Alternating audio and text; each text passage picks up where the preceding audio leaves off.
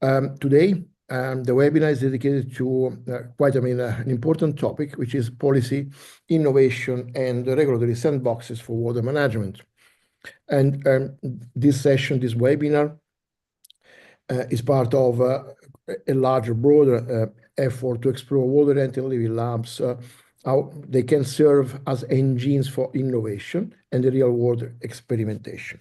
And let me say that today we are really zooming in one of the most strategic levers for unlocking the potential, which is, policy environment, and in more details, how we can make it more agile, adaptive, and of course, enabling. There is a point, why policy innovation matters, why we should dedicate, our efforts, that policy innovation evolves, is that water management today, because of the climate change, because of increasing demand, because of increased pollution of this, not endless resource. All the water sectors and subsectors, the water domains are facing pressing challenges. So, this is resulting in scarcity, say, climate stress, and at the same time, there is, quite an evident fragmented governance and limited uptake of innovation and possible solution. So in this context, it is important to highlight that policy frameworks that are to some extent, not that flexible as they should be, and sometimes often, sometimes slow moving, can become more and more a constraint than a catalyst for innovation. But this is, the point where policy innovation really steps in. So we don't want, to create new rules. We don't want to make it more complicated. It's really about creating those conditions for innovation, for experimentation to be safe, and for scaling up solutions that can work. This is all about, really shifting from command and control, to adaptive governance and co-creation. So today we are introducing the regulatory sandboxes, which is one of the most promising tools in this area we are moving today. And what is, the regulatory sandbox? It is a controlled, it's a supervised environment that allows innovators to test new solutions. Technical, could be social, could be financial, could be institutional, without being constrained immediately by existing regulation. It's like a test web that works, in derogation, limited in time and space, where the public authorities also might observe, might learn, might experience, may repropose, a lesson learned, and might adapt also the rules in real time based on what? On the evidence and increasing and established dialogue. So, but water sector is a particular area because as well, this tool has been already used in other sectors like energy or fintech. In the water sector, it's a bit underused, and despite the huge potential that this can do in terms of fostering innovation in several areas, from irrigation to water use to digital monitoring, nature-based solutions, and so on. So today, this can be done also by having a great tool that is represented by the Water and Delivery Labs. And this is today why we want, really to contribute to fill this gap for the water sector. So we have a number of objectives today. We are going to learn from experience, because we are going to hear from concrete examples, including successful experience from Water and Delivery Labs. We are going to explore enabling conditions to both cases that in order that we can foster and stimulate an open discussion, and then we want also to look ahead. What is next? So in the second part of this webinar, we will also explore what is the financial landscape that can support policy innovation from the European Union mechanism into national instruments as well, including also emerging multi-actor agreements and initiatives. So we really hope that this session will not only expand your understanding on the regulatory sandboxes, but also can inspire concrete ideas for using them within water and living labs, organizations, and other structured environments like regions, municipalities, and so on, in order to achieve really flexibility in innovation and regulatory approach. So once again, it's a big thanks from our side for Water Europe and for Water for All for joining us today. So we're going to see today how this will work, and I'm really pleased, to hand over the moderation to Alessandro Argo, my colleague, who will guide us, through the rest of this program. Thank you so much. The floor is yours, Alessandro. Thank you. Thank you so much, Andrea, for the great introduction. So we will start with a series of sessions that aims at gathering lessons learned from past cases. So it could be challenges or also success stories. And we will be starting with Sabina, that will present the Nexogenesis project, EU-funded projects, and specifically the Nexus Policy Assessment Tool, with our session applying artificial intelligence, which is very relevant, to navigate complexity in policy decisions in the water, energy, and food ecosystem nexus, which really highlights the need to have tools that integrate different sectors together for the benefit of the environment. So please, Sabina, you're welcome to present. Thank you very much. Thank you again, Water Europe, for inviting Nexogenesis to present our work. We're a 4-year Horizon 2020 project that's wrapping up in August. And I will share my screen now to give a little preview of what we've been up to.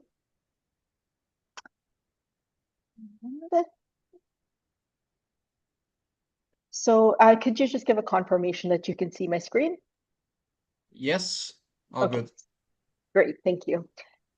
So in the Nexogenesis project, we have about 20 partners all across Europe and South Africa who've been working mainly to develop this very innovative artificial intelligence tool that really helps to capture the core of the complexity of decision making in the water, energy, food, and ecosystem nexus.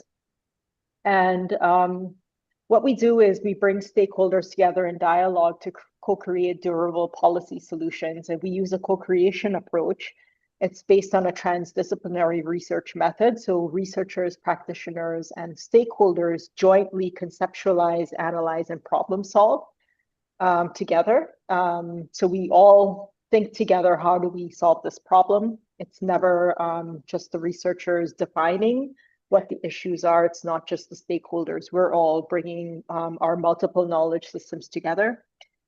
We apply artificial intelligence tools. So we use system dynamic models, which are complexity science models, are able to capture the complexities of socio-ecological systems, and agent-based modeling and machine learning to help understand nexus behavior and policy impacts on the nexus, and advise on optimal policy solutions. And we develop governance roadmaps. So once we understand how policies impact the nexus, these complex interactions, we then work with stakeholders and, well, how do you design these new policies to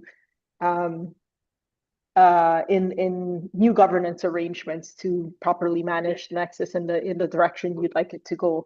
And we've tested this entire approach with the policy analysis, the artificial intelligence, the co-creation methods with the stakeholders. We've tested this entire package in 5 river basins across Europe and 1 in South Africa.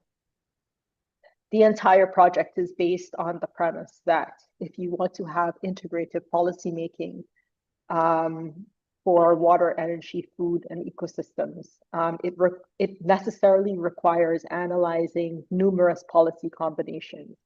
And there's the sheer number of these combinatorial possibilities. And we're talking, if you're talking in each of these sectors, you might be talking hundreds of policies that you really have to go through.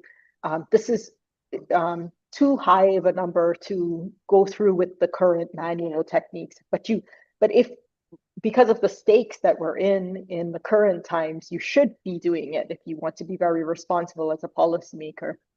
So because the computations exceeds the manual modeling tools we have now, we bring in machine learning to help us cope with this.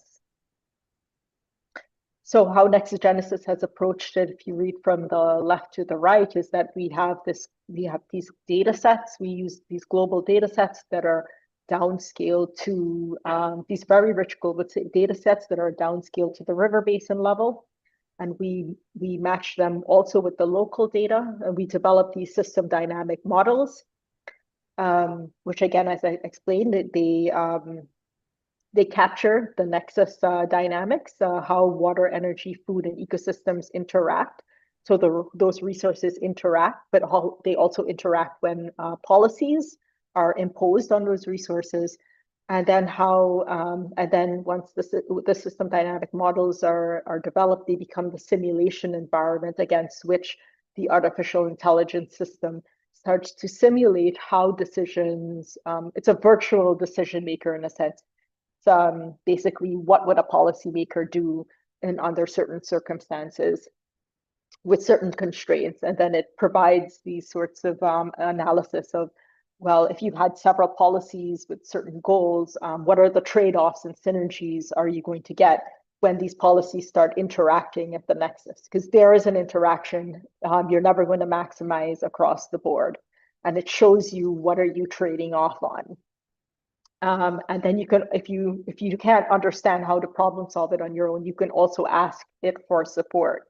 Then we take these results and the stakeholders deliberate. Do we like what we're seeing here? Do we want to make these trade-offs? Are these trade-offs unacceptable? If they're not, they go back and say, you know what, let's do another combination of policies and let's see what the trade-offs are of those. And then you can iterate in that sense until you come to an acceptable outcome that you'd like to implement in the governance roadmaps. So basically what it helps you to do is deal with very complex decision-making scenarios in a safe virtual environment. So you understand what are the policy outcomes before you implement them. And it uses this multi-objective reinforcement learning. So this is the sandbox aspect of it. It's meant to be used autonomously by stakeholders, and all of the inputs and outputs are validated by stakeholders. And it has very interesting functionalities such as social acceptance, and policy implementation costs and uncertainty analysis. So you get to scope down all of these types of things that you want to choose on which policies should you vet through the AI system. I'm going to just skip. I can show you for a brief schematic of how the process works with the stakeholders before I give you the demo, because I could show you in real time. It's available on a web browser for you to try it on your own. But reading from left to right, how we would work is you have researchers and the stakeholders. They would have several policies and policy goals and policy instruments, which would be the actual goal policies that they would say, you know, this is important on our river basin. We prioritize, you know, that we would like to improve food security, maintain minimum ecological flow, reduce agricultural water demand, whatever it is that the stakeholders say this is priorities for us. And then you develop the system dynamic models around those types of issues. And then you run the policies within the tool. And then the tool would give you, well, these are some policy packages that optimize against those goals. So it would read ABCs are the policy packages, and the policies are P1, P3, P4, P5. And 81% would mean policy package A, 81%, your goals are met by 81%. And policy package C, it means 68% are met. So you understand which policies help you meet all of your goals across all of the sectors that you're interested in. Okay, so I'm going to give you a quick demo of how this would work and how quickly the tool does this calculation, which is quite impressive. And this is actually one of the best benefits of the tool, is that if you have a one-day stakeholder consultation, you can run through a discussion. You could run through several discussions in an 8-hour an 8-hour session in terms of testing which types of policies might work for your case study. So you would go online to the tool, and we have all of our case studies set up there. You could sorry, you can see my screen, right? You can see my new screen, my browser. Yeah, okay, great. So you would click new, and here are all of our case studies. So we have the Nestos River Basin in Greece. We have the Lelupa River Basin in Latvia, Lithuania. This is a transboundary case. We have the Jiu River Basin in Romania, a DJ in Italy, in the Inkomatu Uzutu in South Africa. I could show you a more simple one, or actually I should show you the Inkomati just for fun. So what it does is it calculates it against these scenarios. These are IPCC scenarios of climate change trajectories and shared socioeconomic paths. So we all know that these are kind of scenarios of how the world will develop into the future based on very informed data of how we think emissions and how we think growth or population growth and consumption will evolve. So if you don't know what the scenarios are, you can always click on info, and it explains to you what does it mean to have a shared socioeconomic pathway of 4. And here it's the worst case scenario, which is very high levels of inequality in the world, high levels of social unrest and whatnot. Representative concentration pathway, this has been high levels of CO2 emissions. So very disruptive with climate change and whatnot. So for me, if I'm a policymaker, I always choose the worst case because I always want to know which policies will perform the best throughout, whether we have a best case working out in the future or the worst case working out. So I always want to see what's happening in the worst case scenario.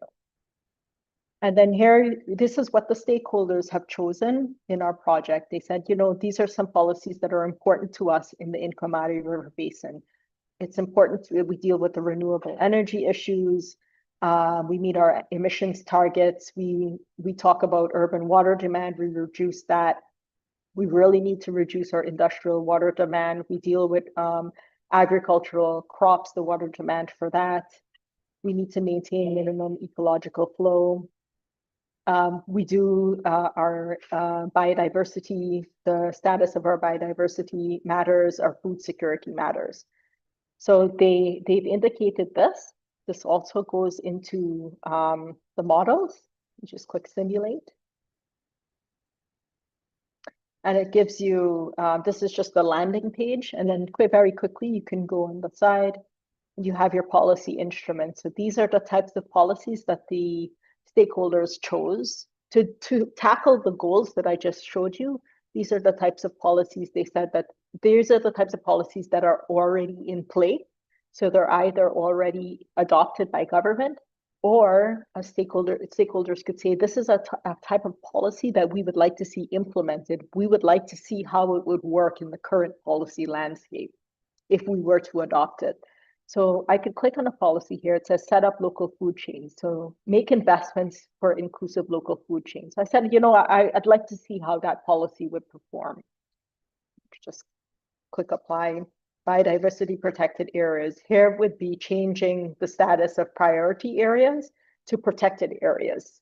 So here they don't have legal recognition yet. I'd like to see how it performs to have legal recognition.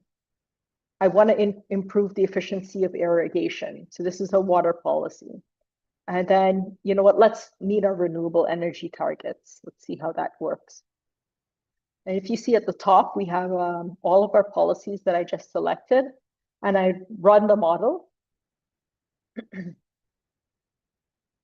And here I'm just exploring what happens if I apply these policies across the river basin. And I would go to a detailed view. And I can click, these are some of the indicators that if I'm interested in exploring what's going on in the ground. And I could see how agriculture, let's do the irrigation. how irrigation in the agricultural system is changing across time, how wetland storage changes in response to the policies I've enacted, how food production has changed, energy balance. You can be as technical or non-technical. You can do as many different types of views as you want. Please don't ask me to explain any of these graphs. This is not my area of expertise. I'm a social scientist, but I know that one of you are technical, have the technical expertise to go through it. So these are the types of water, energy, food, and ecosystem indicators that you can interrogate the data to understand what's going on in the system. And then you can always go to the policy goals, and it looks like madness, but actually it's telling you what's going on in the system, because green means you've achieved your policy goal. Red means you have not achieved it. Yellow means you've somewhat achieved it. And black means it's a maladaptive. You've actually gone in the opposite direction. And that's a really big red flag. So it shows you, these are the trade-offs that it's showing you. And then you can say, you know what, this policy package is giving us some really, funny things that are going on here. And yeah, we might be in the green for some things, but we're in the red for other policies that's not acceptable for us. So these are some of the functionalities that it can give you. You have one policy package here. You can add another policy package. You want to compare the two. I could say, okay, this was my worst case scenario. Let's do a middle of the road scenario. I can add another policy package, and I compare another policy package, and I add something else, and I want to see how that performs. And so you choose different scenarios, and then you can have discussions with your stakeholders to view the results. I run that, and you look at the results side by side. And usually these types of things happen in a regular consultation, in a governmental consultation.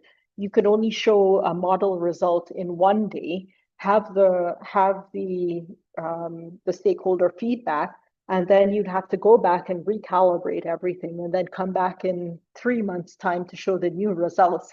Again, here you're going through things very rapidly and very credibly in just one day.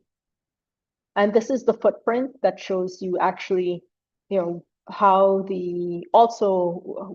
are the impacts on the resources of the different policies, and how the policies are connected to the water, energy, food, and ecosystem resources on the ground. If you click on any of the policies, it changes. So this is how the water policy, how it's built up. These are the indicators along which it's built up. Everything can be interrogated down, whether you're a technical user or not. So it has quite a lot of functionality. And if you need to do a report, you could click on report. Everything that's presented here, then it comes out in a PDF document for a stakeholder. You can submit it to your boss. You could submit it to a stakeholder. Every stakeholder who sits in the meeting, it comes out just like this. Explains everything. All of the graphs are there for you to see, for you to hand off. There's your workshop report right there. It's been very well thought through in a sense, and yeah, we're very proud of the tool, and I just want to say the last few words about it, what we learned in the project from this.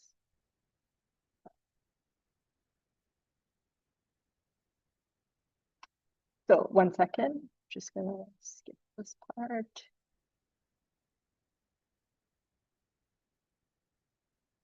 Okay, you should see my PowerPoint again now. So for when we were developing the tool, basically we were testing it out, And we could just report that the data and the system dynamic models and the artificial intelligence, the interlinkages, we've tested it, everything is coherent, and the tool performs as is expected. It demonstrates very interesting results. So for example, we did test it in Romania with the National Resilience Strategies. Romania has 5-year droughts, and they have a strategy of expanding their irrigated areas as a way to compensate for the food loss. So they're trying to increase food production by increasing the irrigated areas, and the tool was able to show that it really doesn't matter how much you increase your irrigated area, your food production will never increase. And we believe that it shows that because the climate change impacts from the scenarios that are running in the background, when I showed you, it just doesn't, the irrigation, the expansion in irrigation could never compensate enough for that. On the same aspect with the water diplomacy in Latvia and Lithuania, it was able to show that before there was always a conflict on having the two countries sit together and talk about reducing nutrient concentrations in the river and doing like joint activities. And the tool was able to show that they need to work together in order for each country to meet their nutrient goals. And if they didn't do that, neither of the countries, whether you're upstream or downstream, can meet their nutrient reduction goals according to the EU. So for sandboxes involving AI, data interoperability is very challenging. This is something that came out very strongly in this project. So a lot of this work depended on having these global data sets that are downscaled to the regional level, then to the river basin level. And this data challenge was especially pronounced in the transboundary cases when different countries, some would have very good data sets and others would not. And so we had put together a recommendation to EU that it would be helpful to have a source to see approach when it comes to data collection to help solve this issue. And we could say that NAPAT, an AI tool like this for sandboxes, regulatory sandboxes, it's a simulation environment. It does uncertainty analysis, so you understand the range of reactions that can happen in the real world if you implement certain policies, and it helps you eventually just reduce the risk of policy failure. Because every policy is an experiment, and we actually do not know how it will perform. We do think NAPAT is a boundary tool at the Science Policy Society interface. It's a starting point for discussion when you don't understand where to start talking about policies. And it's based on a participatory approach and blending together all of the knowledge systems that you have from scientists and practitioners and stakeholders. And in the whole movement of transformations towards sustainability, what it actually does is develop, if you know from this movement, you're talking about systems knowledge and target knowledge and transformation knowledge and how you make that shift.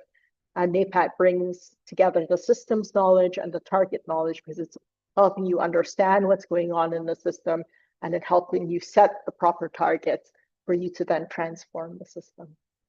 And then finally, what we could say is at UFZ, at the Helmholtz Center for Environmental Research, NAPAT is at a TRL 7, so it's ready to launch and like at an innovation level to be applied in other case studies. And we're actually looking for more case studies for it to be applied on. We had it vetted at the Helmholtz Center for Environmental Research, the enterprise and the startup office. And this is what the startup officer said, and I do believe it's true. NAPAT has the potential to revolutionize policymaking, and it is true. For the first time, you can gauge the policy outcomes before implementation, and it gives you flexibility to iteratively improve and understand whether you're going to get what you think you're going to get and minimize that risk, especially in these uncertain times. So yeah, we're very, very happy and we're very proud to unleash this tool into the world. And we hope that maybe if you have a case study that you'd like to test it, that you can get in contact with us. And I give you the URL. If you'd like to go on, you could use the guest login, and you can also see all of the features, and there's instructions every step of the way for you to see how it works. Thank you.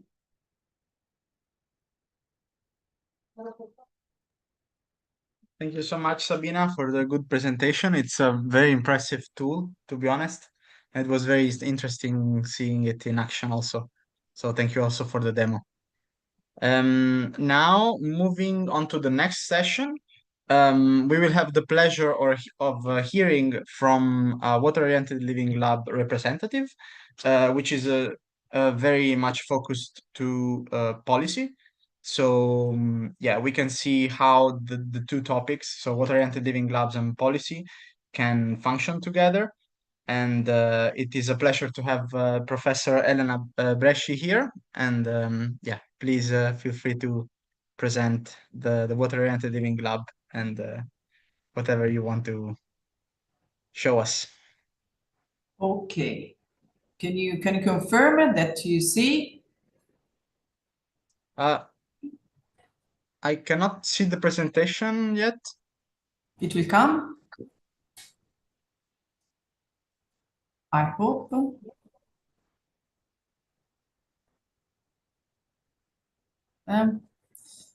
Now I think it is. Yes, but not in presentation mode though. Now, yeah, now it's okay. It's confirmed that you can see? Yes. Okay, so thank you very much for the invitation to participate to this webinar. So I will try to illustrate in the 10 minutes that I have what we have done within the project that has been funded by the European Union through National Funding Agency. So the name of the project is Advancing Non-Conventional Water Management for Innovative Climate Resilient Water Governance in the Mediterranean Area.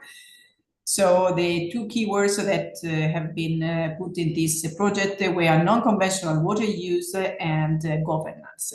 So 36 months duration. We are now at the end because it will finish by the end of August.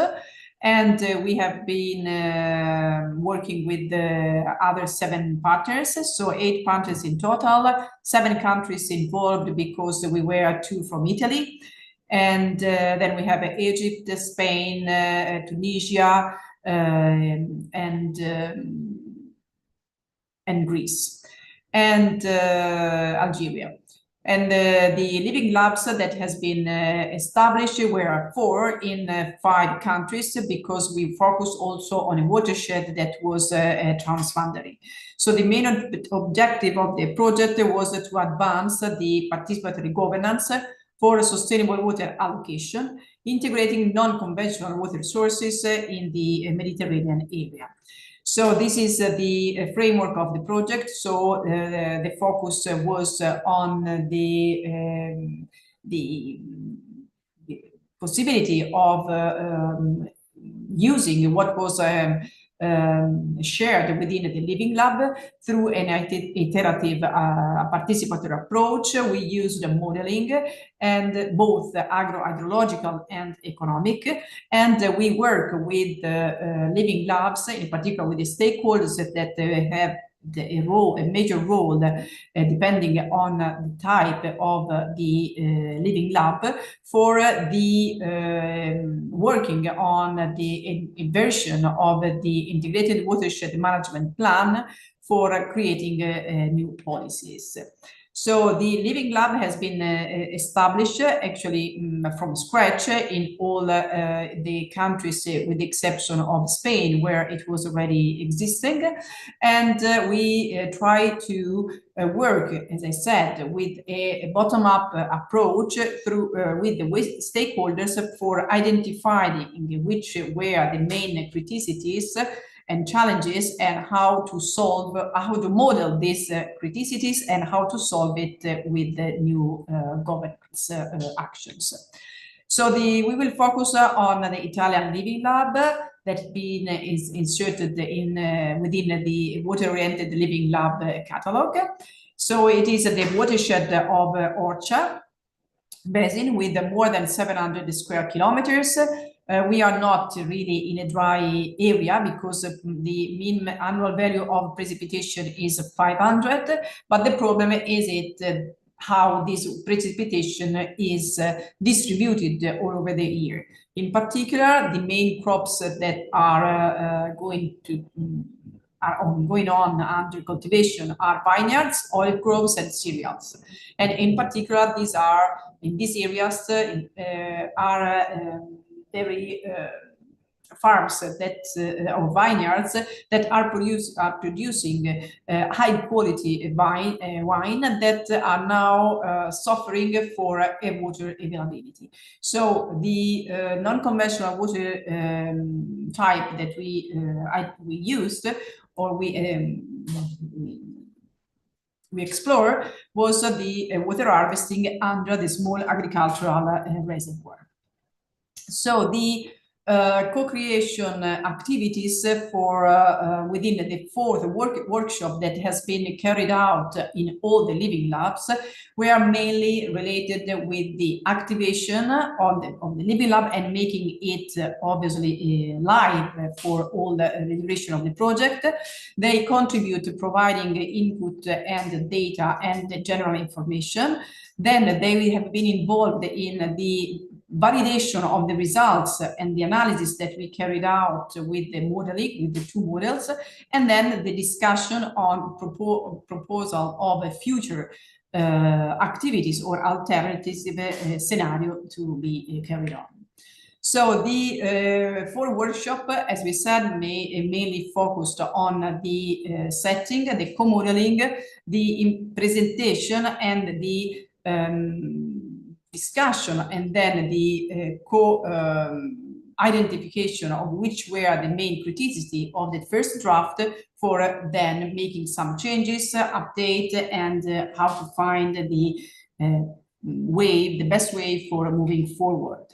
So the main challenges that has been identified were mostly related with how these small or smart were identified in terms of law, and which were the economic problems that we may have for making them utilizable for a long time. In particular, problems related with sedimentation, so the reduction in water volume availability because of sediments that were entering into the reservoirs and then going to be stuck over there, and the challenges of trying to remove that were related mainly to costs for how we're displacing these sediments. So the solution that have been identified were related with improvement and simplification of procedures for respecting the main laws related with the reservoirs, the possibility of establishing community irrigation activities, and also an increase of the awareness and the importance that practices for controlling erosion would have had for reducing the sediments that would have been accumulated in the volume. So the two main models that has been tested were the agro-hydrological SWOT model and an economic model for seeing which would have been the differences in areas to be under cultivation as a function of water availability. So for the first one, we had the challenge of putting the reservoir within the simulation of the hydraulic network because of the intrinsic characteristics of these reservoirs that are not within the hydraulic network, but are there at some time aside or far from it. So we identified a solution for trying to consider that, and for evaluating also which would have been the effect in terms of minimal flow discharging the Orcia River regarding of many other more small reservoirs that would have been proposed to be constructed. And also the analysis of the current cropping patterns, and which is the relative quantification of the water use and which would be the water available and what would be the changes in terms of area and cultivated area under the different crops. The socioeconomic model identified which would have been within seminative, vineyard, olives, the different area to be under cultivation under different situation of water scarcity. So, for example, we could see how if we could be able to increase the available water, for example, with the use of the SMAR, we would have had we could have a much more area to be cultivated for vineyard. Instead, if we are considering a reduction of the water available, obviously the vineyard are the ones that are going to disappear because of the necessity of guaranteeing a good water, a good wine, let's say, quality. The second workshop was mainly devoted to the first round, having the feedback of the first round of modeling, and they helped us also to identify which would have been the main scenarios to be simulated beyond the current scenario. And the third and the fourth workshop was already focused on the having feedback and possible changes in the watershed management plan for the 4 different living labs. So the third workshop, the integrated watershed management plan, have been presented, and in the fourth one, as I said, we had the feedback and we worked more on that. So the integrated watershed management plan proposed a vision with 4 different objectives and 8 measures to be obtained with some actions. For example, the vision for the Orcia River Basin was to guarantee by 2040 that the Valdolcia farms could be able to cope with the droughts through landscape integrated management and having access to reliable irrigation water source to ensure sustainable and high quality production. Because the problems over there is that we went from a supplemental irrigation to irrigation of vineyard because of, as I said, the differences in rainfall distribution over the year. So the objective of the vision of the plan was to promote the restoration and rehabilitation of the existing small agricultural reservoir, to promote the realization of other one where some farms were not equipped with water for irrigation, trying to valorize the multiple use of these SMARs, and also to promote the knowledge of the concept of integrated water management. These are the examples of some measures that were included. Obviously, as I said, co-identified with the main stakeholders. So the necessity of supporting coordination among stakeholders for simplifying the regulation, develop guidelines on the SMARS for restoration procedures, creating a network of technicians that would have supported the farmers in the SMARS, let's say, management activities, organize seminars for spreading the importance of the good practices in soil and water conservation for reducing the soil erosion,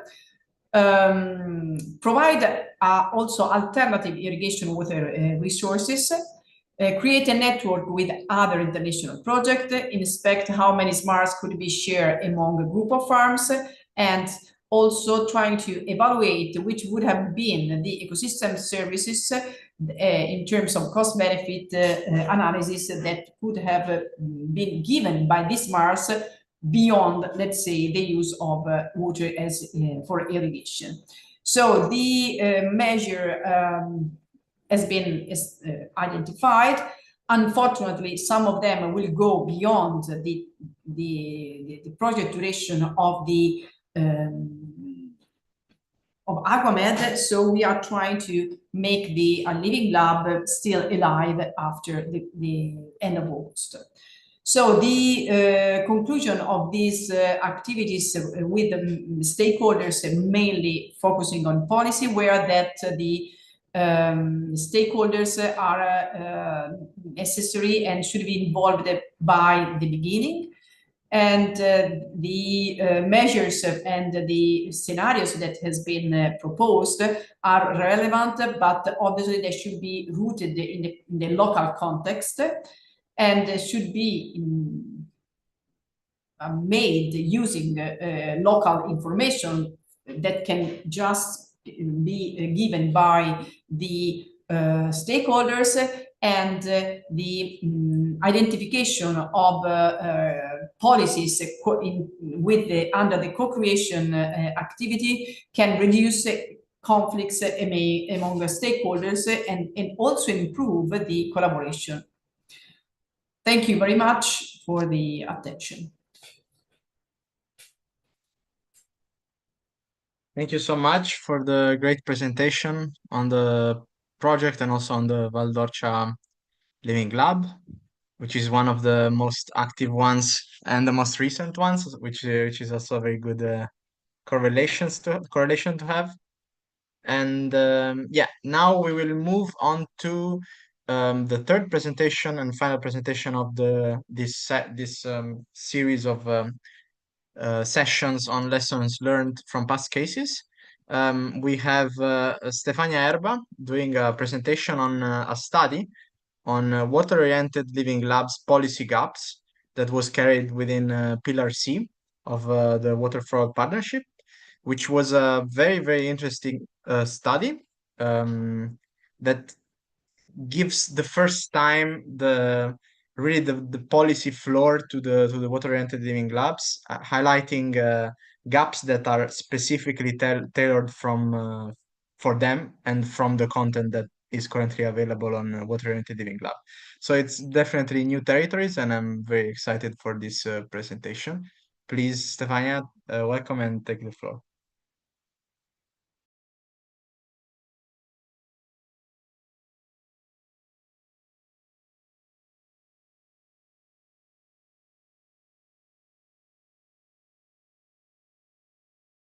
Sorry, I was muted. Thank you very much for inviting me, and I will try to give you some insight in what we did within the Water for All partnership. So I'm here on behalf of a group working on the topic of policy support working group. I don't know if you are familiar with the, with the Water for All partnership. That is a partnership co-funded by the European Union, and which is organized within some pillar activities that are here represented in this slide. And in particular, I've been involved in the science policy and user interface, whose objectives are strictly linked to what we speak today, in order to create the link between research and policy and users. In particular, this pillar, the pillar C, is aimed to clarify which are the needs in terms of policy expectation, in order to make research strictly and directly linked to such policy expectations. And also it aims to pinpoint which are the technology that can address policy expectation. Within this work that has been started more than 2 years ago, as a first step, the group tried to identify the directives on which focusing. And in particular, 3 pillar directives were selected, that are the WFD directive, the Urban Wastewater Treatment Directive, and the Drinking Water Directive. After having identified these strategic directives, what we did was to try to identify using different tools which are the gaps that make reach the objective difficult.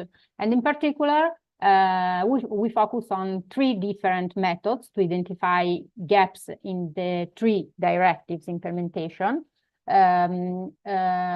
Firstly, doing a desk study, and so analyzing some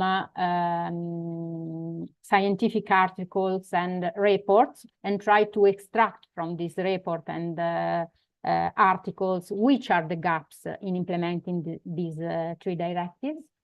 And then a webinar was organized in order to discuss with possible stakeholders and researchers which are the policy implementation gaps.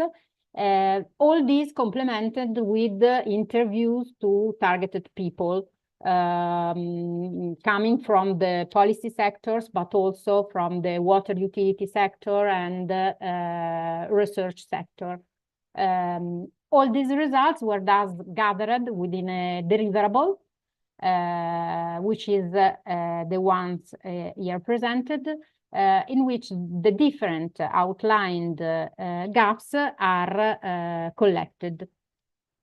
We are now in a further phase of this analysis, within which our aim is now to try to focus on some of these gaps and provide some possible solution to the gaps identified. And this is where we were able to establish a direct link with the water-oriented living labs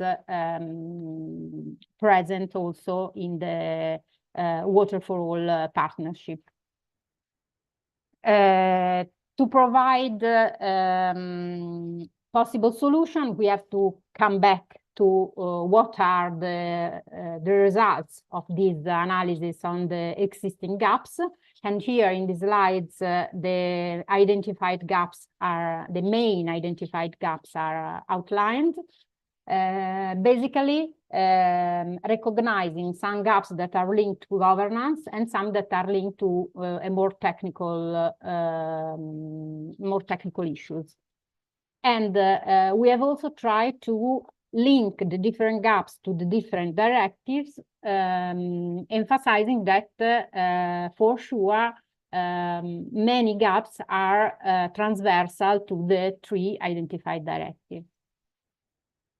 Because we are now trying to find solution for these gaps, what we we have analyzed was trying to find within the Water for All partnerships who and which can be the solutions already offered.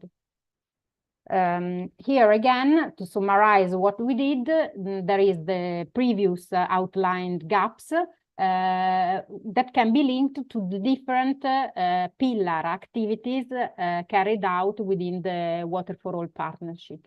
And in particular, as I was already saying, what we were able to establish is that for the outlined gaps, the water-oriented living labs can provide important ideas and further ways to go inside these gaps. And as far as the method, we firstly analyzed the water-oriented living labs that are listed in the Atlas of water-oriented living labs within Water for All, in order to see which water-oriented living labs are related to each of the gaps we were able to identify within previous activities.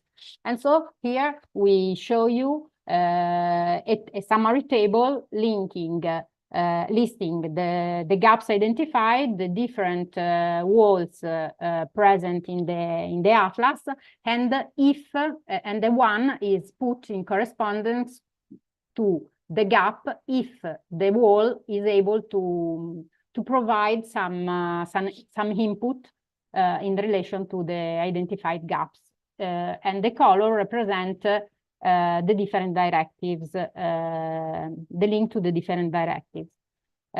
Considering that in some cases, if we were not sure that the WOLL is directly linked to the gaps, a 0.5 is put. This work is simply a way to try to find how many WOLLs are related to a specific gaps and which are the gaps that are most often treated in the different WOLLs. Because this phase was also propedeutical to try to focus on some topics that are the topics that most often are present in the WOLLs. And as you can see in this table, we rank the gap in relation to the numbers of the WOLLs dealing with the gaps, and among the others, the most widely used topics are capacity building, knowledge transfer and communication, and stakeholders engagement. So what we did in the following step was to try to organize a workshop, a webinar, in which we decide to focus on the most emphasized gaps that are stakeholders involvement and cross-sectoral cooperation.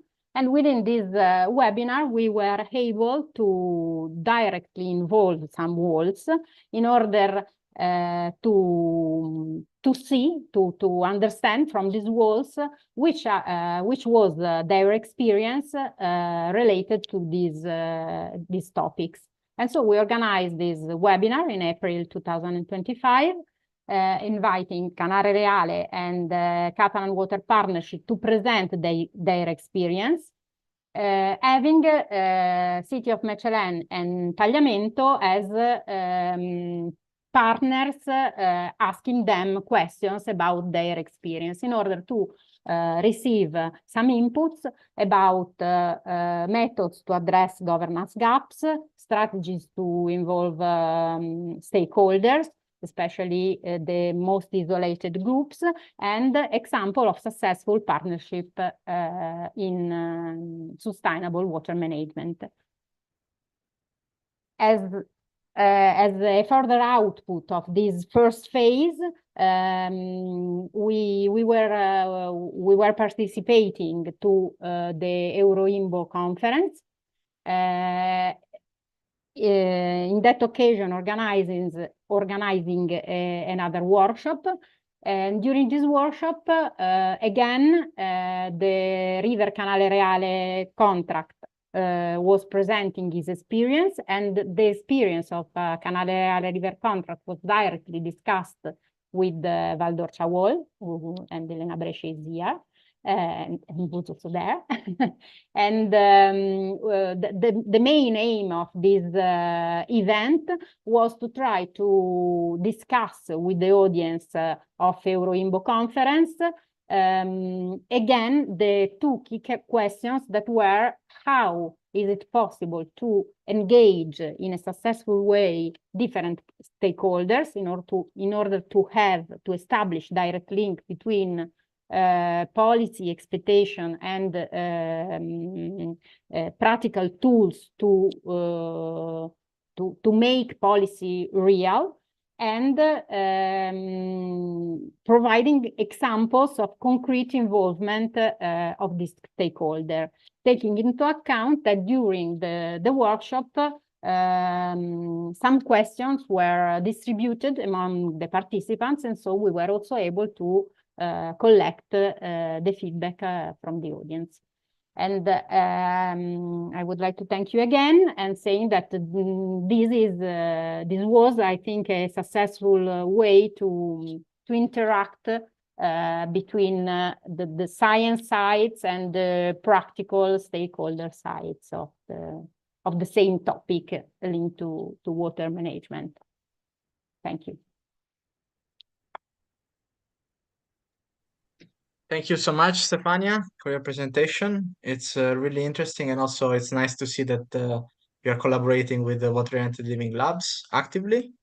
So I'm very excited about the next developments of the study, and also to incorporate the new WOLLs that are always growing to the current data. So the next part of the webinar will be the financial part of it, but before, and it will be moderated by Marcos, but before that we have prepared a quick Mentimeter to sort of reflect on the topics that we have discussed during the sessions. They are a bit more towards the Water-Oriented Living Lab perspective, as this is a webinar for WOLLs. And also there is a question to sort of introduce the next set of the next part of the webinar. So if you will give me 20 seconds to set up the Mentimeter, or maybe less.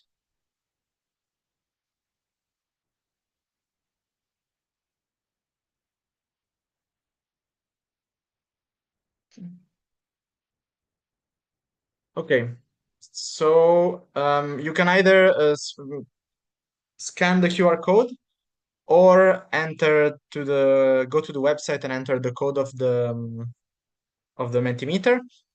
And in a minute, I will start with the first question. I can see that there's already some people entering, so that's very good.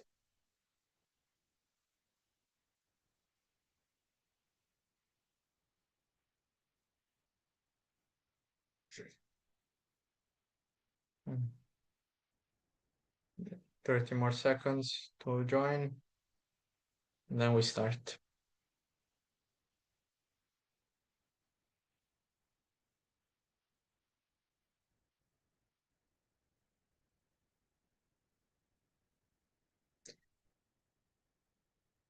Okay. Even if I change slides, you can always access the survey, looking at the rectangle on the top of the slides. So if it takes a bit longer for you, it's no problem. Let's start with the first question. So where do you see the most critical policy gaps that hinder WOLLs in scaling up their innovations? So,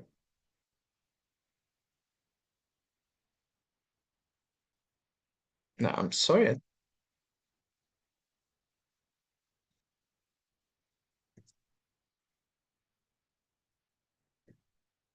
Yeah. So you should write a word and it will pop up in the screen.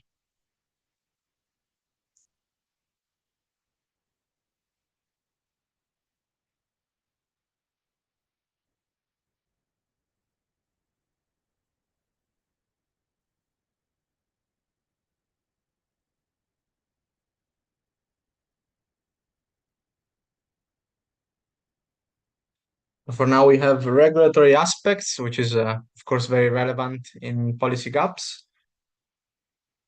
Data availability is an interesting one. We have a lot. Governance, low engagement, knowledge, of course, as it is pretty sectorial know-how. Alignment, coherence of the policies.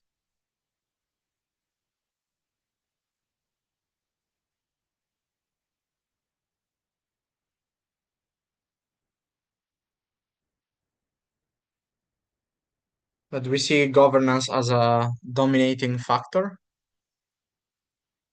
And it is a problem that the water-oriented living labs model tries to advance with structured governance and frameworks.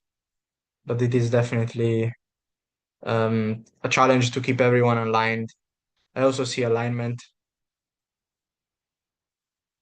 and rigid regulation is also a very relevant point. So if someone wants to comment on this, maybe I can give the word to the participants, or else I can just go to the next question.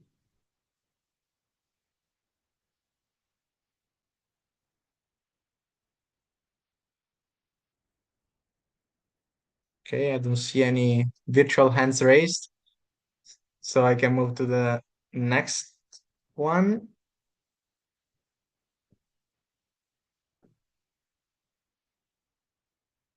So in your opinion, what makes a regulatory sandbox effective in the water sector? So as we said, as Andrea briefly introduced before, a regulatory sandbox is a place, let's say, in which it is possible to experiment new regulations in derogation. So they have, let's say, a provisional permission to test new technologies or policies.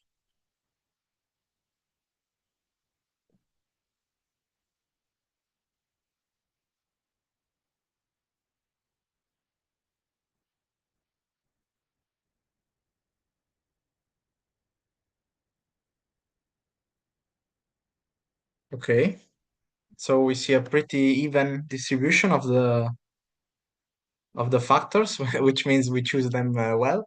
We chose them well.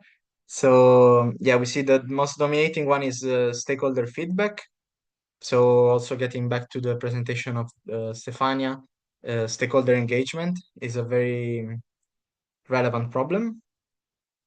Then we go with funding support, also very relevant and common problem in all of the water sector, let's say, especially for the more public part of it. Yeah, third in the list, we have alignment with EU policy goals. And then we can move to the early involvement of regulators, which is also important to set up the sandbox properly. And a bit less popular, strong mechanical monitoring. So it is maybe secondary to the cause, let's say. I will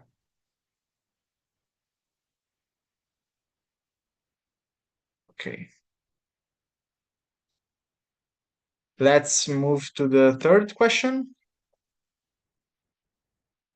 So are existing policy frameworks enabling integrated solutions that address water, energy, and food challenges simultaneously? How to improve this? I think we have a very nice sneak peek on this question with the first presentation on the Nexogenesis project and the tools they're developing.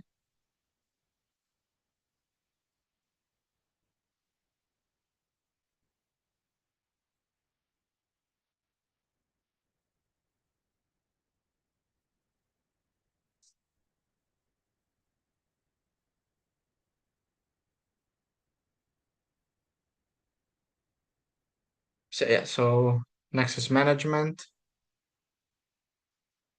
Let's wait for other questions, answers.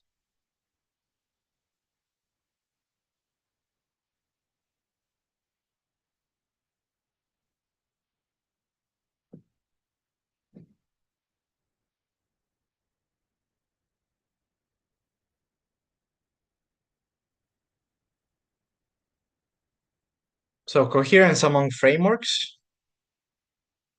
is very important.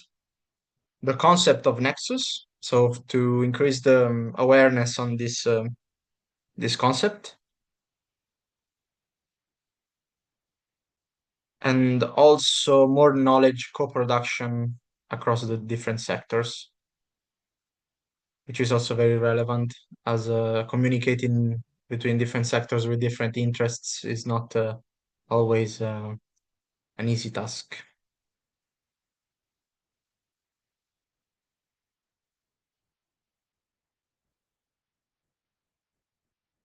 Okay, we got a bit more. Value chain steering and governance, involving production industries, which usually have interests in both water, energy, and food challenges.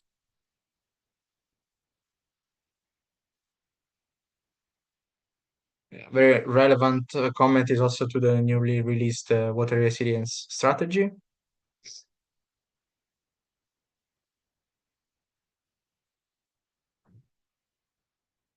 And also connection between directives to avoid the fragmentation in the different sectors. I think we have very relevant answers to this and food for thought. Scrolling down, yeah, also the value of water within the nexus, and also to address the gaps in coordination and coherence and implementation in the nexus. I think this was a very interesting result. Now we can maybe move to the last question, which is also linked with the next part of the webinar, focusing on the financial aspect of it. So finding ways to, let's say, explain the added value on this type of activities that are policy related. So the question is, who should play the main role in funding regulatory sandboxes for water innovation? So which are the actors that should take the role of funding it? So funding these initiatives. And this is a rank question, so you can rank the most relevant with to the least relevant for this role.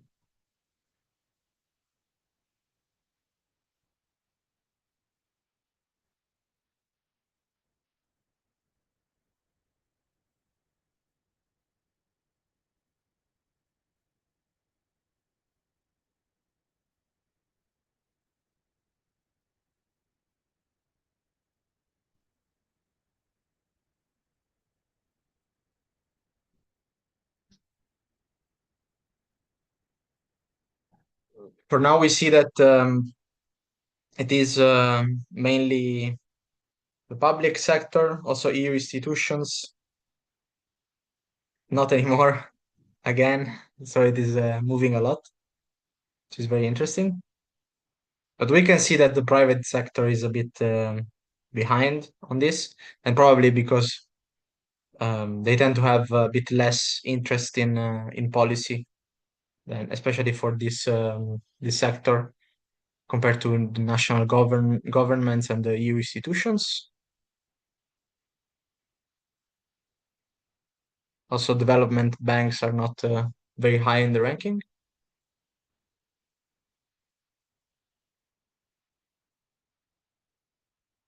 Yeah. I think we can see that yeah, the national governments are dominating this ranking with together with the EU institutions and the smaller authorities, which was expected.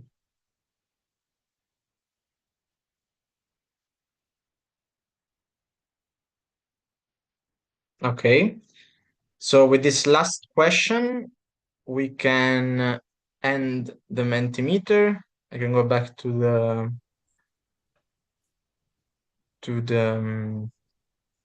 to Zoom. Yeah, we say we received a question, why not development banks? It's true. I'm also a bit surprised, but it's based on the votes that we received. So maybe have more people advocating for national governments to solve this type of issues. Could be. The sample is quite small, so it can happen, let's say. So yeah, now we will move to the next part of the webinar, as we already are starting to think on funding ways and mechanisms. So I'm pleased to give the word to Marcos Garcia, which will moderate from now on the financial part. And thank you very much. And please, Marcos, the floor is yours. Okay. Thank you, Alessandro. We are going to start with a brief introduction to the policy challenge and financial aspects in Europe before proceeding with the presentations. So I am going to share just a few slides. Okay. Can you see the presentation, I guess? So just a very brief. This is the result of the first report of the third river basin management plans. This is the ecological status of the European surface water bodies. And as we can see, there is a lot of surface water bodies in a good quality or high quality state, but a lot of them are in a bad or not, at least not good status. So despite a lot of years of management plans, of water management, new European initiatives, there is still a big challenge in achieving sustainability and environmental objectives related to water. And in this framework, we have seen in the last years, from 2020 to now, several initiatives that affect the water sector: biodiversity strategy, climate adaptation strategy, a new blue economy approach, and some more. Protecting and restoring marine ecosystems for sustainable and resilient fisheries action plan, or a change in the drinking water directive to monitor microplastics, the nature restoration law.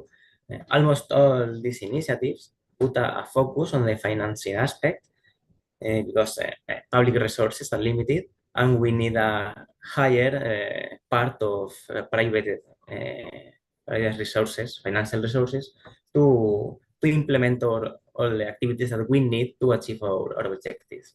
And the last big initiative that we have is the water resilience strategy for the last month. It shows an ambitious list of actions, but from the European Commission, but also establishes that water pricing policies based on actual use and environmental impact and capacity to pay are essential to ensure water access. We need comprehensive knowledge about the cost and the benefits, as I think in some presentations before this we have talked. We need to know the cost, we need to know the benefits, not just today, but also for the future. And we need innovative financial mechanisms that adequately distribute these benefits and this cost among all the users. So in this framework and with this policy and financial challenge, our first speaker is Manuel Lago. He's an experienced researcher and consultant in environmental natural resource economics and a senior fellow at the Ecologic Institute in Berlin. He has a lot of experience in the field of water policy and economic analysis, and he is going to talk about closing the financial gap for nature-based solutions. So, Manuel, the floor is yours. Yeah, thanks a lot, Marcos, for the introduction. Can you hear me there? That's Perfectly. not okay. Fantastic. So I'm going to share my slide, see if it's working now. Just let me know. And now the presenter's mode in a second.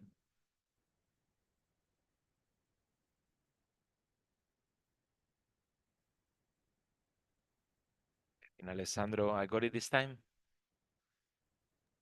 You did, yes, we can see. Fantastic. Thank you very much. Hello, everyone. And yeah, thanks for having me today.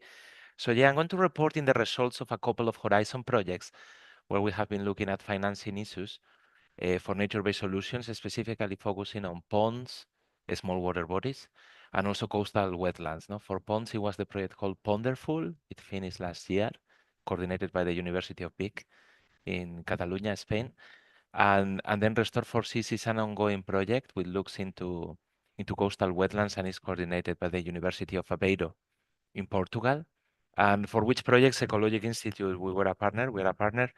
And we just look at what we call this financing gap. Let's go. I will try to be quick. I have the tendency to talk a lot, so please give me, Marcos, feel free to tell me, if I'm overstating and going beyond. There's other speakers after me, but it basically just to see what's the context first, and then what were our questions that we try to address with our research. Insufficient bank financing, of course, it's been noted in the literature as a significant barrier for nature-based solutions. No? If we don't have the money to pay for any investment, it's very difficult that we make it possible. No, so in this case, why, unlike any other gray infrastructure, if we think about nature-based solutions, why there's this kind of lack of financing or issues to do with it? There are several reasons that you can find in the literature as to why this can happen, but I selected 4 here. One is because we are dealing with public goods, which are normally not included in markets and definitely undervalued, and for which it's very difficult to get revenue or income. So it's basically, okay, someone pays, but you don't know how or to who, and who is responsible, or if there are any compensation payments to be made, who is behind that, no? So there's a lot of things that this public good nature behind nature-based solutions make it very, very difficult to make it as an investment and as something investable. Then scatter benefits. Okay, we don't talk in the definition of nature-based solutions about the ability, the multifunctional aspect of nature-based solutions. They can give many potential benefits, and for many beneficiaries. That links again to the public goods nature of the benefits that they provide. It makes it very difficult to identify people who really benefit and who can actually maybe pay for the potential investment. So benefits are also difficult to measure, as we know they are not. If it happened to be there, normally we lack a monetary value. So markets don't act well whenever we don't have a monetary value for a certain good. And in this case, yeah, we have to resort to different techniques in order to try to put a monetary value, which are contested, challenges, inaccurate in very many instances. And again, well, someone is telling you this is worth $100. Is that true? No. So that's one of the problems that we have. And then also small. They are very small in project size. So just on top of that, there's very limited research. Okay, it's coming up now. Nature-based solutions is the new hot thing whenever we talk about the environmental policy. No, so it's changing. There's a lot of research coming up at the same time. And for us in our proposals for these projects, we basically try to answer the questions that you have here in the screen. No, how much does restoration of nature-based solutions, in this case ponds or wetlands, cost? We actually didn't know. No one had actually looked into, okay, how much does it cost to restore in terms of the diggers or any other activity that you can put in place? Is anyone accounting for those costs? And definitely who pays for it. So we wanted to know about the budgets. We also wanted to find out about the sources of money. And also as well, the ultimate question is, everybody talks about involving private finance. We wanted to see if there were ways where in which private finance could be involved with the restoration in these very small projects, nature-based solution projects. So what we did, we started in the project Wonderful, as I said, is finished last year, and we continue in the Restore for Seas project, which is a deliverable which we are, I think, delivering this week. So for the Restore for Seas, I have some very mature results, so I will show you that very quickly. But most importantly is the different things that we have available as part of the work that we are doing. So we've developed, I'm going to update this sustainable, we call it finance inventory. In the Ecologic Institute website, the place where I work, if you have the presentation, I'm not sure if Marcos will be making it available, but if you click on the hyperlinks, you can get access here to this finance inventory, in where we basically went back to the literature, reports, and stuff like that, and see, okay, if we could get consolidated definitions for certain types of finance instruments, and then trying to get also as well examples from application, okay? So it's all documented in there. Yeah, we use templates to ease the review of this material, and also as well its potential applicability. The whole idea is we're trying to increase knowledge. Okay, we just looked at the literature. It was quite scattered. To be honest, financing is not a topic that, as an environmental economist, is a new topic for which we have very little experience, as it comes from another world that is different than ours, environmental protection. No, it goes more into financing, banks, and all that. So also as well, we saw a need to try to understand what we were talking about. Okay, and that's why we came up with this inventory. It includes also a tool.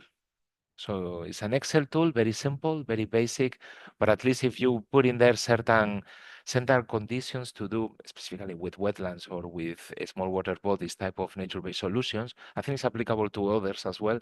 But then it kind of like will be selecting you and making filters to see what maybe instrument is more applicable, because remember, with such a big menu of options that you could put in place, it is not the same to apply certain instruments for whatever the reason you want to do. No, so as well, by answering a few questions, it kind of like tailors a little bit what instrument is in there.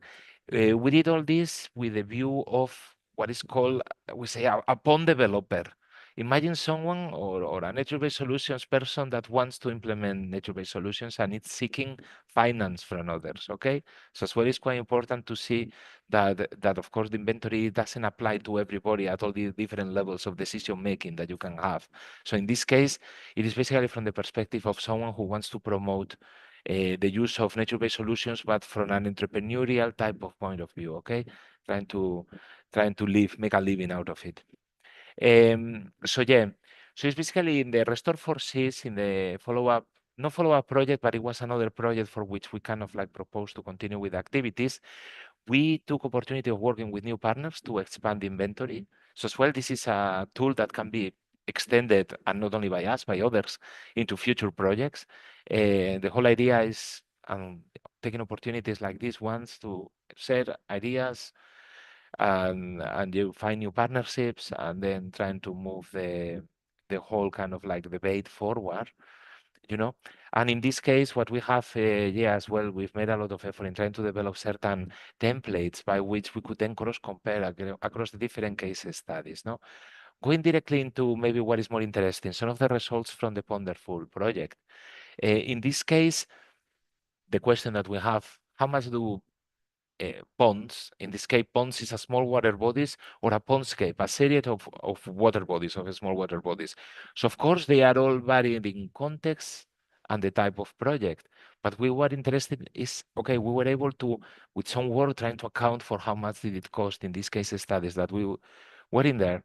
We had in there. And also as well, what it was more interesting for us, it was trying to see what is the proportion between, okay, what we call capital one-off cost. Okay, how much do they cost to install them? And then how much does it cost to keep them alive? Basically to ongoing maintenance of the nature-based solutions in this case. So we were able to break it down by type of cost as well, you know, construction and development. In this case, studies were the most prominent type of one-off cost. And in the ongoing cost, it was basically the operation cost and depreciation. So you can see in there, if you go into the reports, more details about this. But the interesting aspect, yeah, we'll come up with that in the conclusions, is that yeah, whenever you come to see about, okay, where do these places get their money from, to pay for that. What we see is basically reliance on public funding. Grants is done as part of Horizon projects and stuff like that. So capital costs seem to be covered through some kind of opportunistic financing, which is coming from grants, which are not ensured in the long run. Remember, a grant is something that they give you because you write a proposal or something like that, but it's not long-term funding. And that means, for example, there are all of these case studies had issues about their ongoing maintenance cost. Okay, they didn't have secure funding for them, and in add to the issue there, with the potential, remember we are dealing with restoration, small water bodies, coastal wetlands, and stuff like that. With the potential that deterioration of these nature-based solutions, the impact it may have in the ecological condition of the site. Okay, so as well, let's not forget that a wetland that delivers benefits, are those. I'm not a natural scientist, but natural scientists tell us that only those wetlands in a healthy status and in a healthy condition, those that are well managed, are, for example, those that will be able to deliver all the expected benefits. And that's key for this question. So sometimes, whenever we don't maintain these elements, not only will we not getting services, we may be sometimes even getting these services, okay, that may have a negative impact. In Restore for Seas, and this is off the oven, we expanded all this with these cases that you see there, which are specifically about coastal wetlands. These were a bit bigger in size, okay? And we had the cases in Spain, in France, Romania, and the Netherlands. And yeah, no fancy graphs yet because we still need to calculate it. But again, we see the same typical one-off investments. The type of work that they have is earthworks, like diggers and stuff like that. That was the biggest cost category. Water control infrastructure was also as well a big thing, trying to keep the wetland with water. That was a major cost. And also as well then an ongoing cost is invasive species removal and site preparation. And what we have there is some examples there from France, and the other one is from Romania, about the cost. The second one, 2.8 million capital, was paid by rural development funds. Some of the funding is hidden beneath national funding, but it's actually also coming from the European Commission, so resilience funds and stuff like that. So as well, the sources of money, whenever they say it's coming from the regional or whenever it's coming from some other kind of like levels, it may hide the fact that it's coming from from European funding, which, well, the source of money doesn't really change the thing, no. But just to say that it's not coming through taxation and direct funding there. So what we see is grants and subsidies dominate in this Restore for Seas. Life projects are also thin, national and regional funding. So we have that. Some of them, like for example in France, are through income generated through the water company and basically through the tariffs, and then they kind of like earmark to nature restoration projects some of the money they collect or taxes that they have. And then what you have is also as well NGO contributions. Of that a lot, WF. In this case, in the French case study, was Tour de Bala, which is a foundation there dealing with the quality of wetlands in the south of France. And then, of course, in-kind support. Yeah, a lot of friends and family giving help in there, and staff time, line access, local partnerships. These things in normal investments, they cost money. In this case, as because it's nature-based solutions, it's reliance on support and activism, by NGOs. But these elements also needs to be costed. And then sometimes what you have is municipal contributions, okay? And in some cases, very, very few we found, it was with kind of like a private sector involvement on specific issues.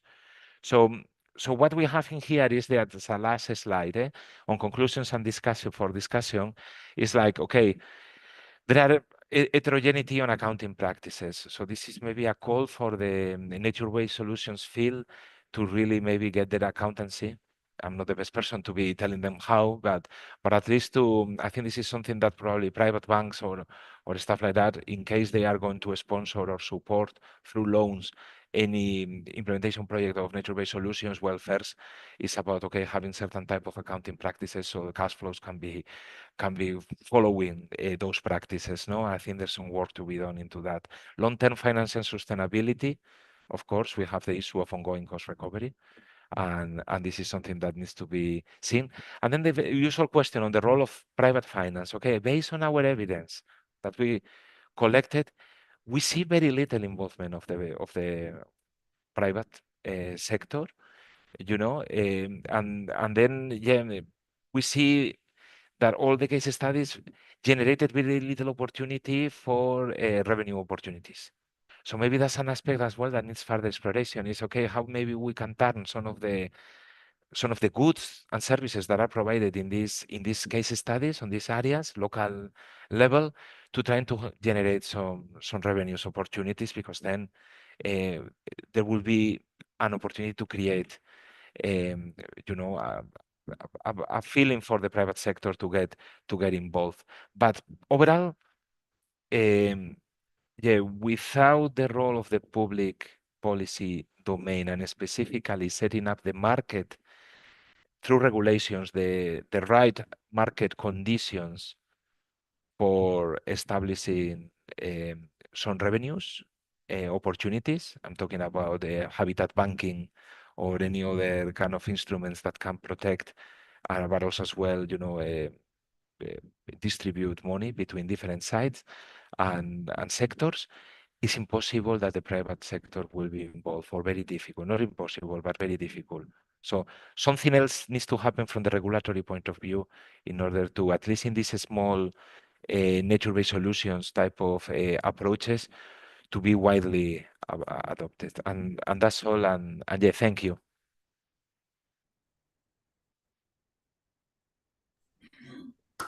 Thank you, Manuel.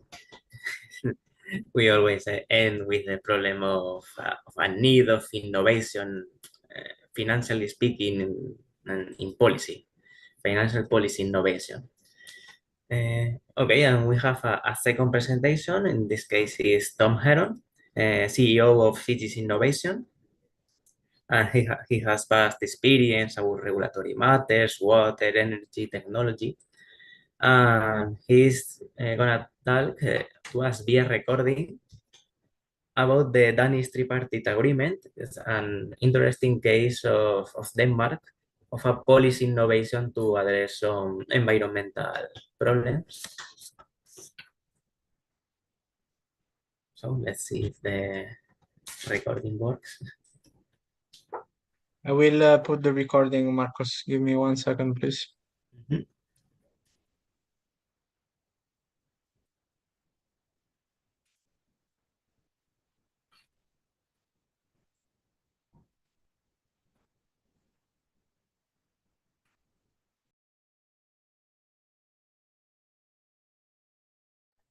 Okay, do I start it?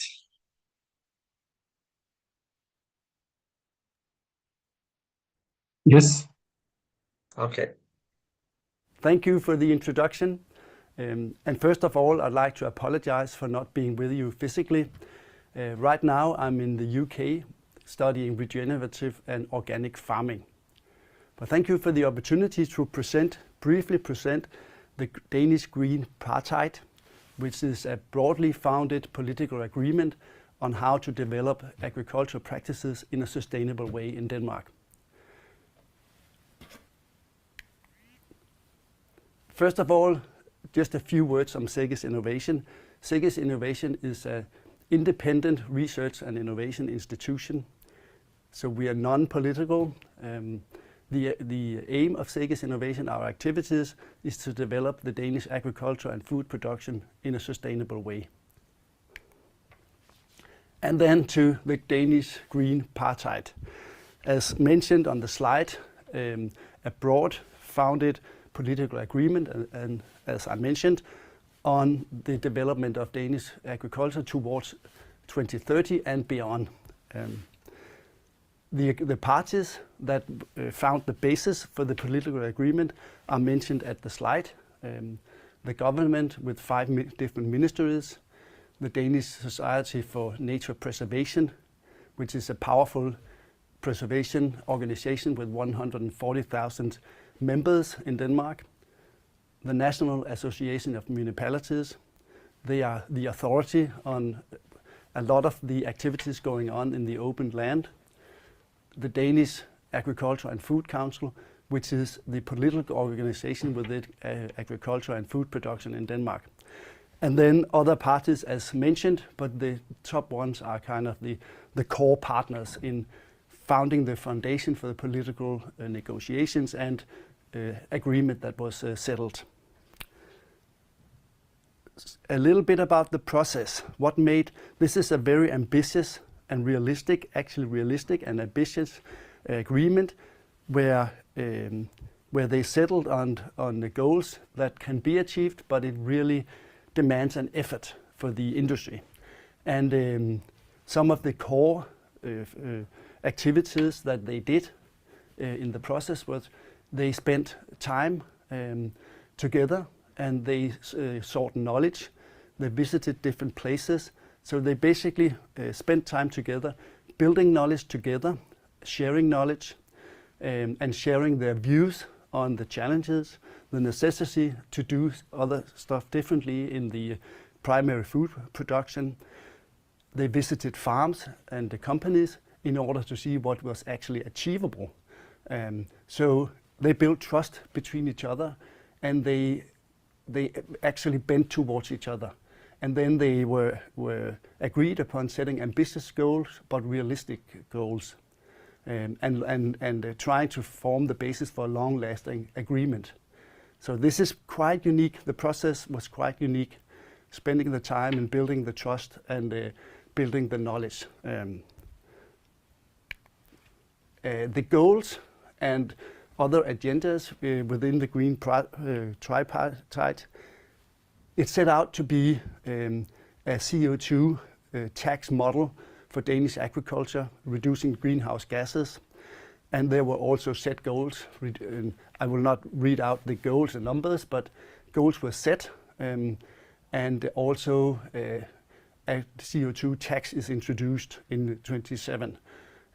So there's a carrot and there's a whip, so to speak. So, and also within nutrients, the nitrate and the phosphorus, leaching from the agriculture, stringent goals are set, and also measures that a tax that is introduced in 27. So again, a carrot and a whip. Then the tripartite mentions and also sets goals for nature and biodiversity. So protected nature in 2030, 20% of the Danish landscape should be protected nature, which is quite an expansion. We need to take out quite a lot of land, farmable land, for nature and nature preservation in order to build the foundation for an increased biodiversity. So also a goal, we do not have the incentive model as strong within nature and biodiversity, but politically it's being worked upon. Groundwater protection is also an important topic in Denmark. We get 99% of our drinking water from groundwater sources. So protecting and preserving the groundwater reservoirs is an important thing in Denmark. And lastly, it is mentioned in the tripartite that an effective food and feed production in Denmark is part of the future. So it's not cutting down on agriculture, it's actually developing the agriculture sector. Topics that were not included but important in the landscape in the Green Tripartite is the climate change adaptation. Recreational uses, it's mentioned that we should also work with recreational qualities in the landscape, and there's a lot of other important issues locally that is not included in the tripartite. Moving on, how to do this, how to carry this out in practice. Denmark is divided into 23 areas with local green tripartites. So the process in these local tripartites is owned by the municipalities. They they're driving the processes, which include the local stakeholders, the landowners, the people using the area for hunting, fishing, whatever. And of course, the municipalities play a very significant and important role in this, and the local farmers are also core people in these local tripartites. But it's an inclusive process with a local foundation. So everybody who has some land that should have a different land use is supposed to be included in this process. And that's also a very important success factor for the realization of the tripartite. Yes, I'll move on due to time. Can we achieve these goals? Looking at the greenhouse gases, this is, I'm sorry for the Danish in the slide, but this is a catalog that Seges Innovation did in 23 and 24, showing what tools we have for reducing the greenhouse gas emissions from the farming, the different parts of the farming. So there's a catalog of tools, and this slide shows the goals and the potentials. The reduction goal is 11 to 13 thousand 13 tons of CO2 equivalents per year reduced. And if we use all the measures effectively and swiftly, we can reach a reduction of 14, 40 would be fantastic, but 14 is realistic. It takes some financing, as mentioned also in the slides, and actually in the economic agreements on the governmental level, this money is actually set aside for this development. So the framework is set for reaching these climate goals in the agricultural sector. We still have a lot of work to do though. With the nutrients, this is being discussed politically at the moment, so we don't know the model yet for how the acquired reduction is distributed between the farmers, but we are looking into a roadmap of how to reach the goals, looking into the different technologies applicable in the landscape and mini wetlands and collective wetlands, and you probably know many of these approaches and their different effects. These are the effects in Denmark under Danish conditions. So we're looking into that, how to reduce the nutrients from the leaching from the fields towards the surface water bodies. We also look, however, at using advanced farming technologies, precision farming, autonomous vehicles, drones, satellite photos, all these data sources and all this knowledge we have about the soils and the different crops in order to reduce the nitrate and the nutrients delivered to the crop.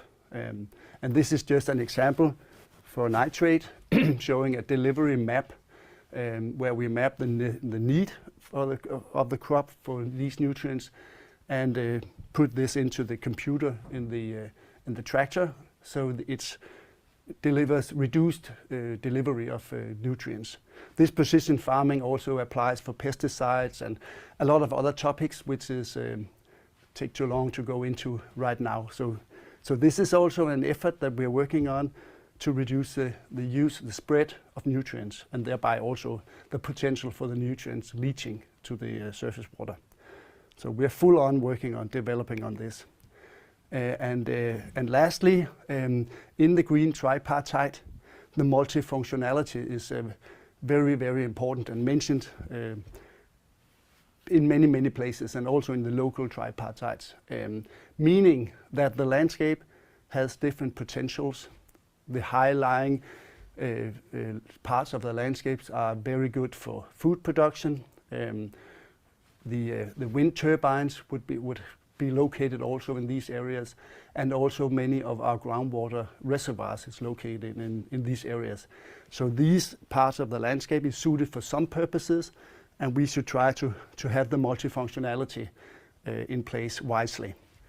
The low-lying carbon-rich soils that has also in many situations the nature and the biodiversity qualities, the recreative qualities, the potential to reduce nitrate and maintain phosphor and also to store climate water with excessive rain and melting of snow. These landscapes have other potentials, and we should work wisely with those multifunctionalities as well. That's part of the tripartite. So that is going on in the local 23 tripartites at the moment. And we are optimistic we'll reach the goals, and showing the world that this is possible to have very effective food production and sustainable agriculture. Thank you for your time.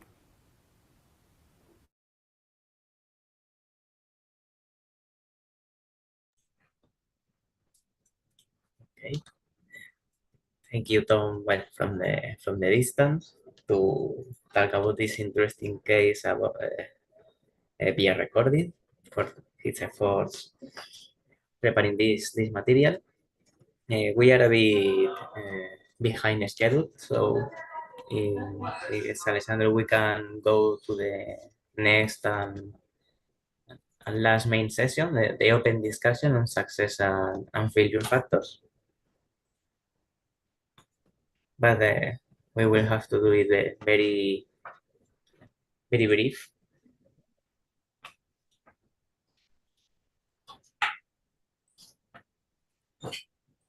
I don't know if we finally have a Mentimeter or something like that. No, not for this session. Okay. It should be just a discussion and maybe also questions from the past sessions. If you have any doubts or you want to expand on some concepts, Yeah, we you're have free explored. Yeah. If you raise your hand, I can give you the word through Zoom.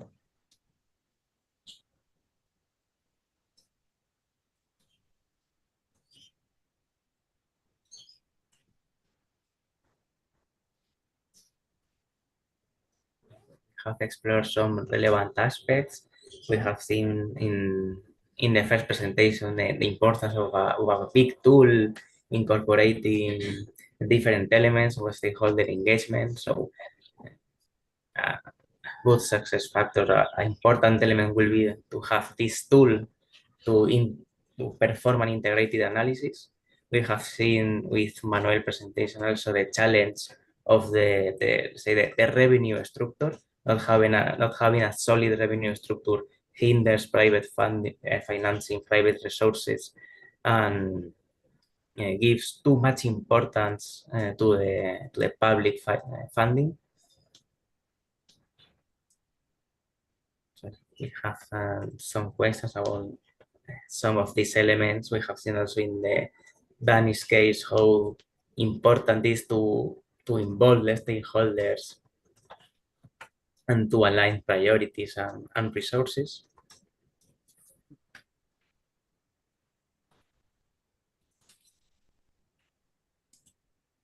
I think. Yeah, I see a hand raised from Chiara Fratini. I will give you the word, please. Hi. Yeah, maybe I should put my video or whatever. No, whatever.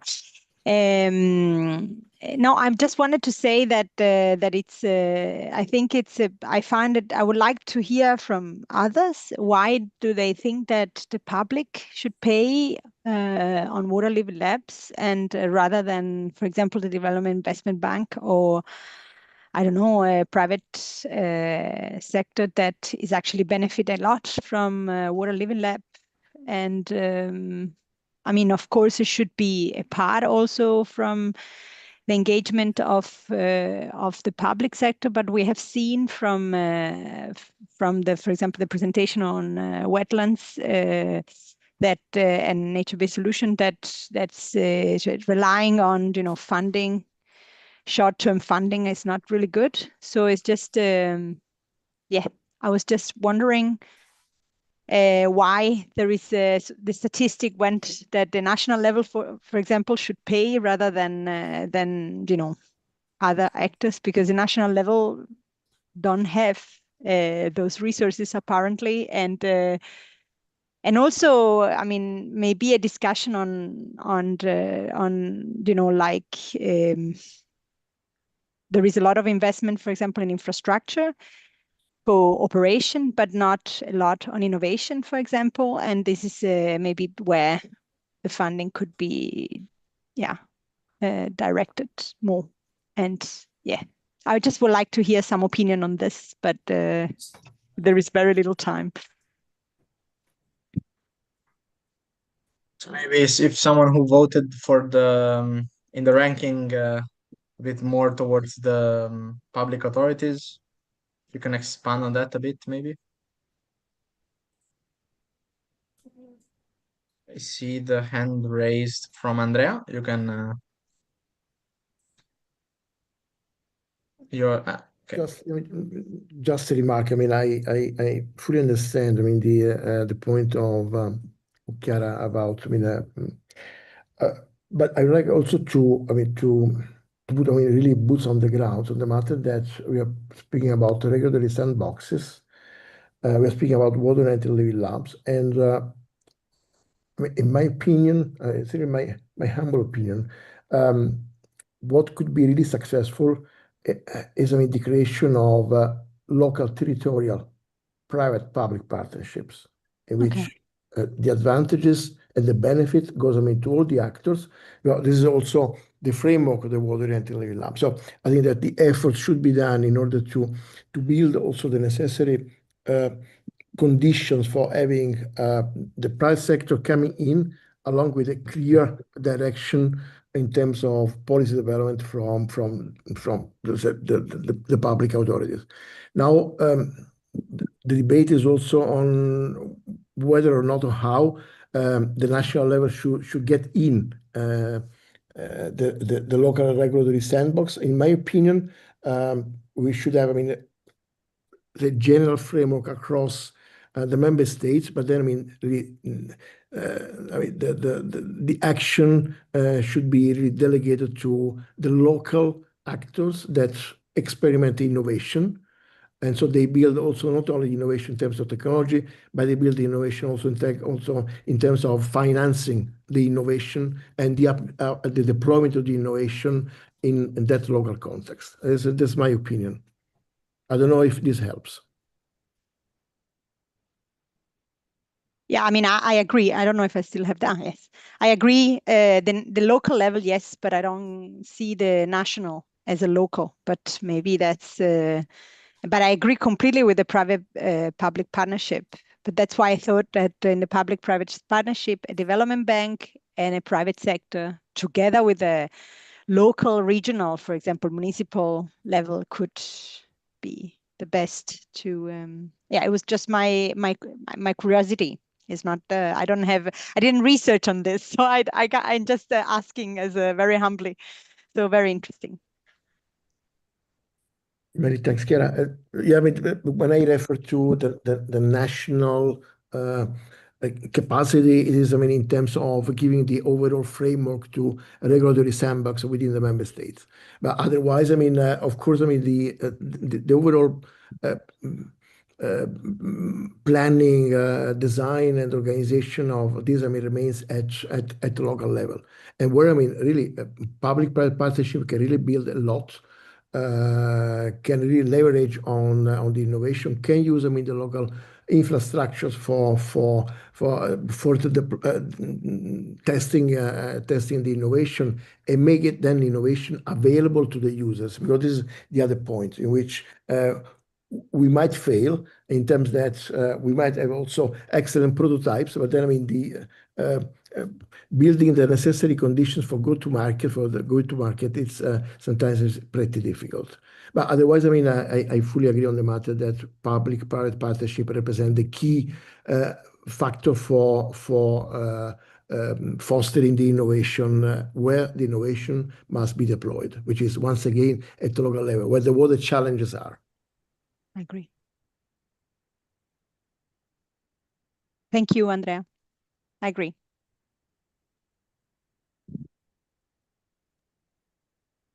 Thank you so much to both for this exchange. Does someone else want to expand on the sessions? Maybe a water-oriented living lab maybe could highlight a bit of the challenges that they face in terms of regulations and policy and possible solutions, or if there are any more questions on the sessions. I think we can take another exchange. Yeah, we have Marisa Fernandez from the Sinai Water-Oriented Living Lab. I will give you the word. You should be able to talk. Yeah. Yeah. Hello. No, I want to say that it was very interesting, all the samples, not that that we were seeing today in this webinar, no, and then that also as a sample of the engagement of the stakeholders. No, all the examples there was a clear good examples in this sense. No, and then I think that, for instance, no, what we know as living labs is very important. Also, for instance, the green tripartite, the last example, not that we see with the involvement of all the stakeholders, and also like the end users, no, and I agree in the discussion that has Chiara and Andrea, no, about that is necessary the involvement of this, for instance, now with the water polluters, no, for just to as part of the solution. So Yes. then also I'm wondering how from Water for All, no, we has to bring these examples also to, no, for at the local and the regional level, no, because are very interesting, and I think that they are very good examples to bring to our local environment and at the regional level. So thank you for the organization.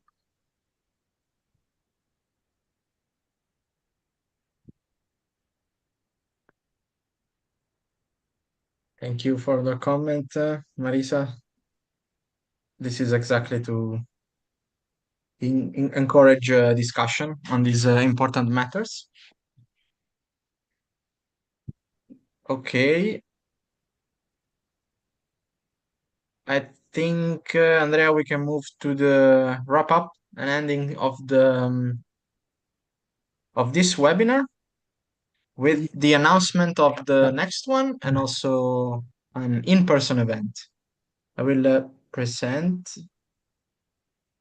very quickly.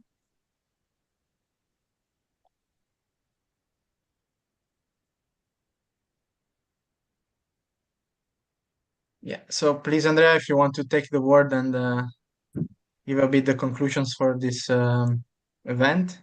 Thank you, Alessandro.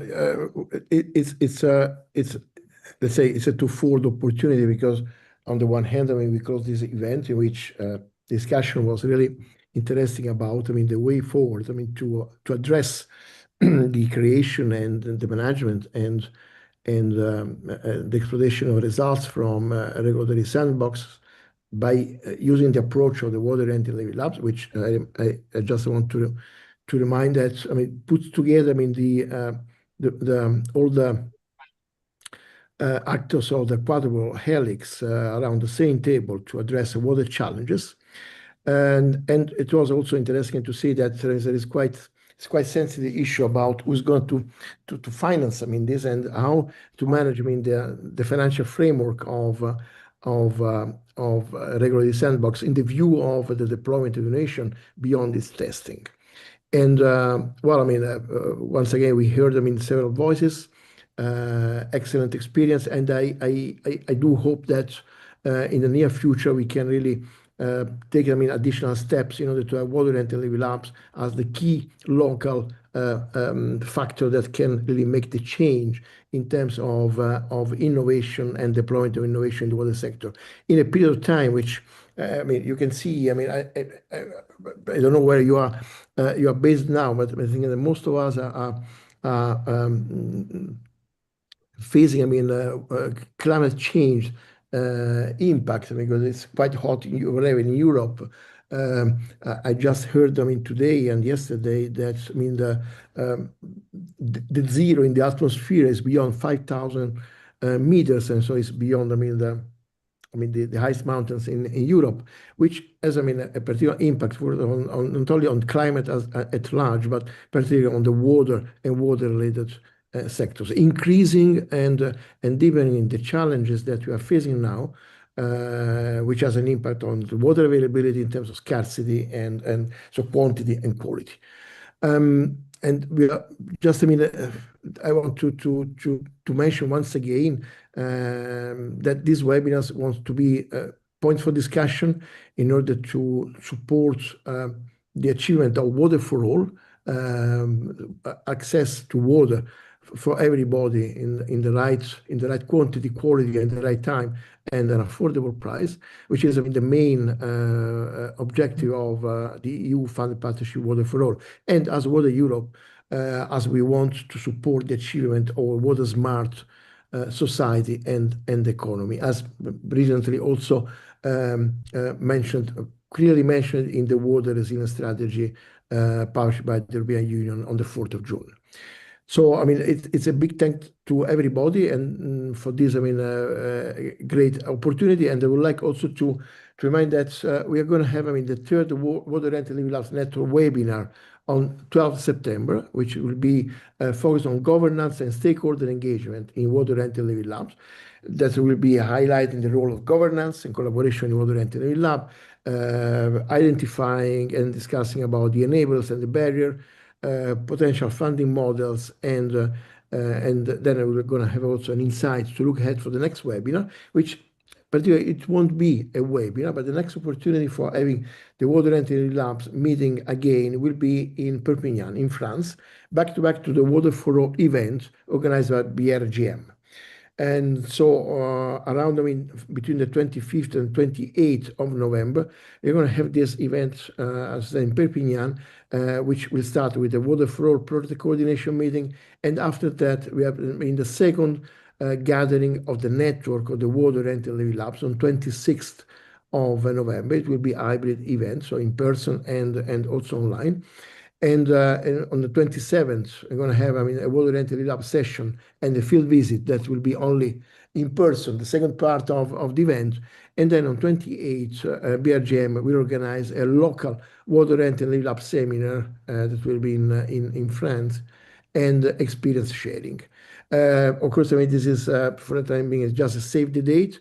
It will be obviously confirmed in the next coordination meeting of the Pillar D of Water for All. And I take once again the opportunity for thank you all, and to all the speakers, the participants, and of course my colleagues, and that made this event possible. And also a lot of thanks to Marcos Gomez from India Water, which is been strongly supporting the planning and the organization of these webinars events. So once again, thank you, and see you next time on the 12th of September. Thank you. Thank you all. Bye. Thank you. Thank you. Thank Bye-bye. you.